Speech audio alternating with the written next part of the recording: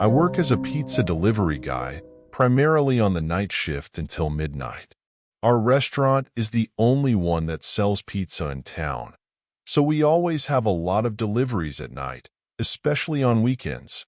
One night, I had only one order left to deliver, but it was located far away. Strangely, in my almost 4 years as a delivery guy, I had never been to that place. I assumed the customers had either just discovered our restaurant or were a family who had recently moved into the area. When I arrived at the neighborhood, it was dark and devoid of any street lamps. I took out my phone and used its flashlight to survey the surroundings. Suddenly, I noticed a black shadow moving to my side.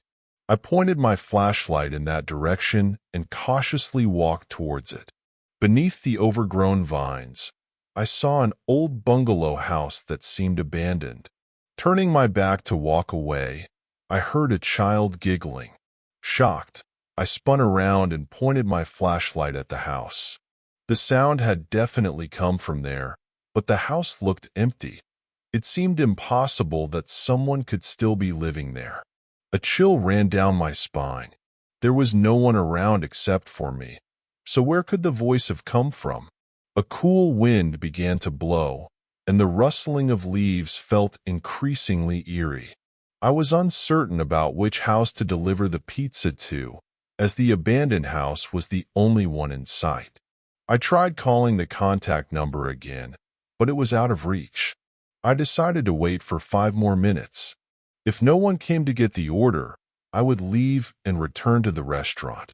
As I continued trying to call the number with no success, my heart pounded, and I had the unsettling feeling that someone was watching me. A few minutes later, another delivery man arrived. He asked me if I had seen any houses around, and I told him, "I don't know. I've been here for 15 minutes already, but no one has come for the order. I can't reach the number either." The guy began to walk around and check the area. After a few minutes, he returned and asked to see the number I was calling. I showed it to him, and we were both shocked to realize we were looking for the same house. Feeling that something was not right, I told the other rider that I was leaving. I got on my bike, and after several minutes, I heard a speeding motorcycle behind me. The rider passed me, and I caught up to him to ask what was wrong. He was catching his breath and looked anxious. When he finally managed to speak, he said that as soon as I left, he heard voices coming from the abandoned house. He had approached it and, when he peered through the window glass, saw a woman's face pressed against the window, smiling sinisterly and staring at him. A chill ran down my spine again, and we hurriedly left the place together. The encounter left us both shaken, and we couldn't shake off the eerie feeling as we rode back to the safety of the well-lit town.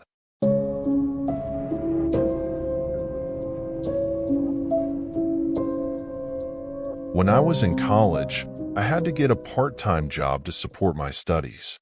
My high school friend told me about a job opening near our town. Among the available positions, pizza delivery seemed to be the best choice as it fit well with my schedule. I got hired on the spot and started working the next day. It was my first ever job, so I was both nervous and excited. My first few weeks went smoothly, but one night something happened that left me anxious every time I had to make deliveries. It was a rainy evening when I went to work. I had several deliveries and hopped on my motorbike. As I arrived at the specified address, I pushed the doorbell and waited. After a few minutes with no response, I pressed it again. This time, a man opened the door. As soon as the door opened, I smelled alcohol. The man seemed drunk. I greeted him, but he just looked at me with an angry expression. Nervously, I showed him the pizza and handed it over. I couldn't help but feel uneasy, wondering what would happen if the man refused to pay. The man took the pizza but then sat down on the floor, still holding the box. Summoning my courage, I said, "Sir, the pizza hasn't been paid for yet. Could I please get the payment?" The man ignored me, staring blankly at the wall. I glanced inside the house, hoping to see someone else I could talk to. On the floor near the dining table, I saw a pair of feet. They looked like a woman's feet, and I wondered why she was on the floor. Is she drunk too? I thought. Suddenly, the man started laughing, sending a shiver down my spine. I began to worry. What if he had done something to the woman? I considered taking the pizza back and leaving, but feared it might anger him. While glancing at the pizza box, I noticed red marks on the floor that looked like footsteps. Is that blood? I wondered. Did the man kill the woman? As I stared at the red marks, I realized the man was now glaring at me. He must have noticed that I saw the blood. He began to stand up, and I instinctively took a step back.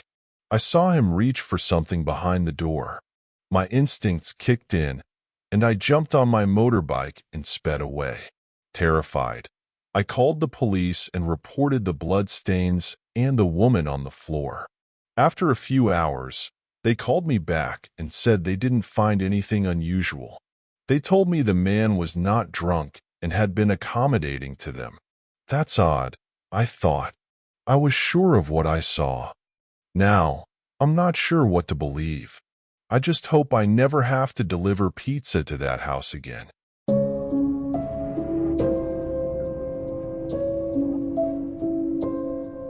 Jacob had been working as a cashier at a pizza joint in the heart of the city. Despite his long hours, his paycheck was barely enough to cover his high rent and basic necessities. Saving money seemed like a distant dream. One night, while scrolling through rental listings online, he stumbled upon a cheap room in an unfamiliar town. Excitedly, he noted there was also a pizza joint nearby where he could possibly work. The next day, Jacob resigned from his job and moved to the new town, hopeful that his financial situation would improve.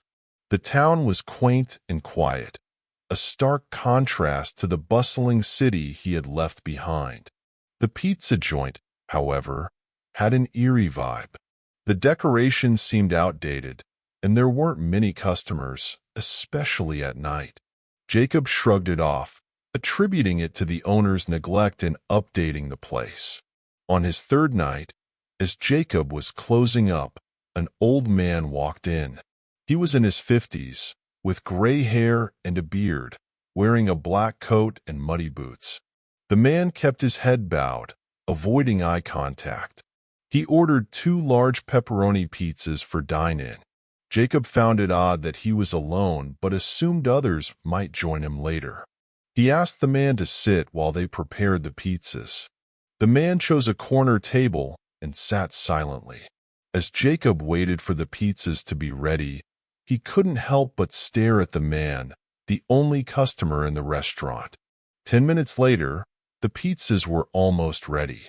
Jacob glanced back at the corner and froze.